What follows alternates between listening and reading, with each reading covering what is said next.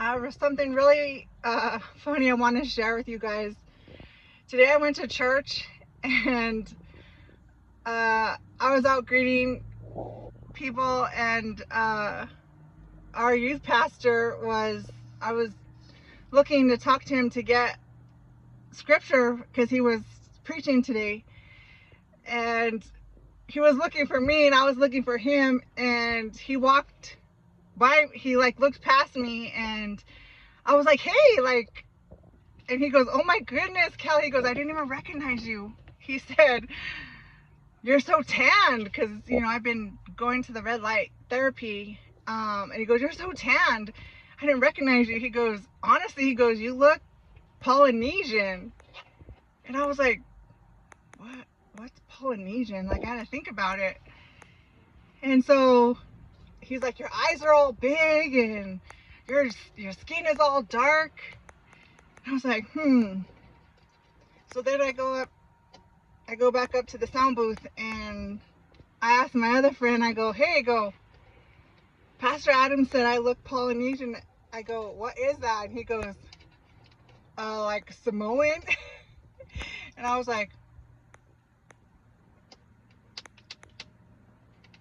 okay, I'm not saying it's good or bad, I'm cool with it, right? I know who I am, I'm cool with it, if whatever. But I know it's only April, end of April, and I have been stepping into the red light therapy beds, and some of them have the tanning with it, and so I have been doing that. And so if you notice, my skin is getting dark. I am getting tanned. But I went to Puerto Rico. I was doing clinical research at the time. I want to say, I don't know, I was probably in my early 30s. And one of our meetings for one of our trials, it was a diabetes trial, and it was in Puerto Rico. So me and Dr. Elijah flew down, and the only bad part, I never got to travel with her. Sometimes we would fly back together, but because she was in clinic and I had more time to get down there, and I had to sometimes attend different meetings than she had to attend, we traveled at different times. So I was always by myself traveling, and which is fine. I didn't mind it. I love the airports, and I love traveling and flying. And anyway, we went to I think I flew to Florida, and then from Florida I went down to Puerto Rico.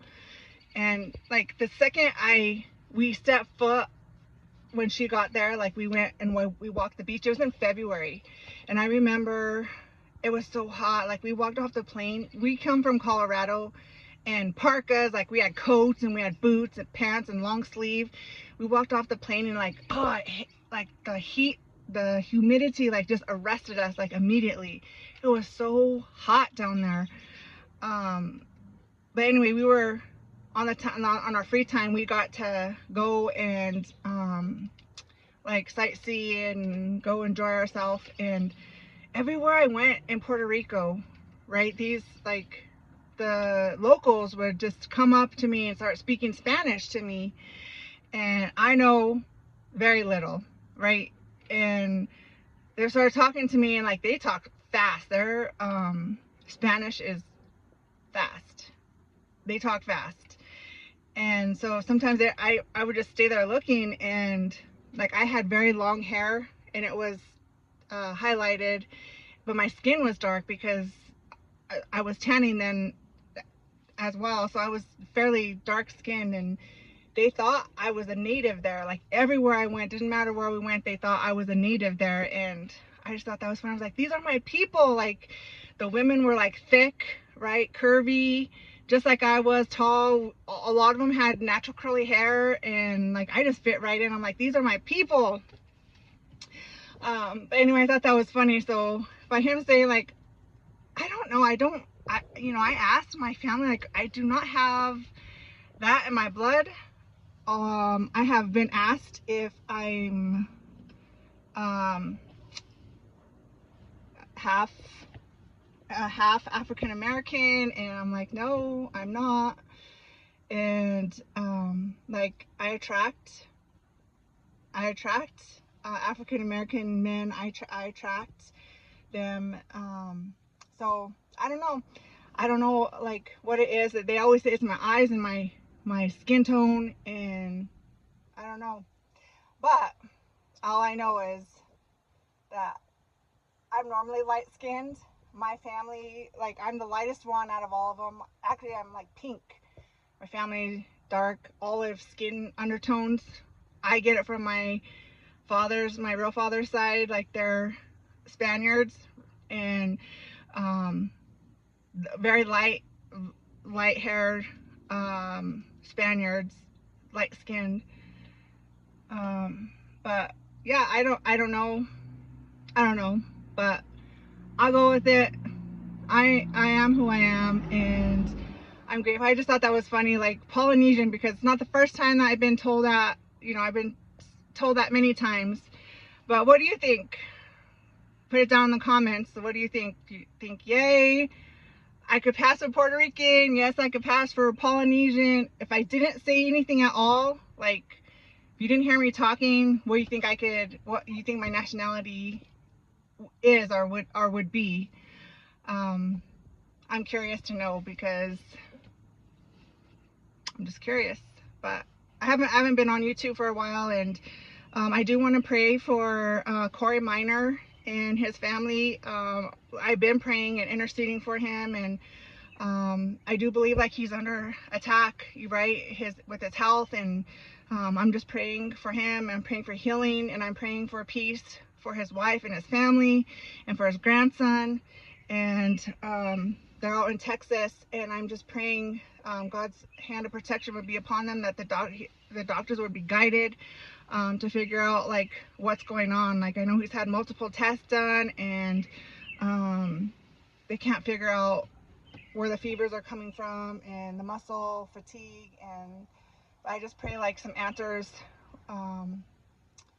He just needs a touch from God. I believe one touch from our Father, and he could be made whole, him and his grandson. And that's what I'm believing for. So if you guys, my prayer warriors, pray for Corey Minor and his family, his grandson. They are very sick. They're in the hospital. They have been dealing with fevers, high fevers, and muscle pain, muscle aches, dehydration. They're not eating. So just keep the Miners in your prayers, please. And we're believing God for a turnaround. But I hope everyone else is well, and I pray God's blessing, God's favor upon this week coming. And I encourage you to stay close to the Lord, stay in fellowship, keep your heart pure, keep your heart repentant, keep your heart soft to the Lord. And for all the intercessors, stay faithful. If he's waking you up to intercede and to pray, stay faithful, because something is coming. I don't know what it is. I feel it deep. I feel something is coming, and we need, most of us, just like COVID, when it came, like nobody was ready. So just pray and ask, like, God, we have God. Like he says, whom shall we fear? Whom shall we be afraid? Because we have him, and he is with us, and he is for us. So keep praying, keep interceding for those who don't believe, that their eyes would be open and God would draw them. He would soften their hearts and draw them to himself. I don't know, maybe I'll do a live. I don't know if I could do a live if I have enough subscribers. But yeah, I would like to talk about that, and just talk about like intercession, and if that's something that you would like, let me know also. But I hope you guys have a good rest of the evening, and I need to go clean vegetables, prep for the week, and probably mop some floors before I go in and spend some time with the Lord myself. So I hope you guys have a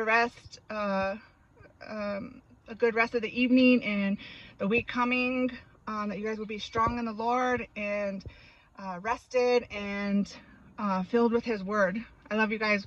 Bye.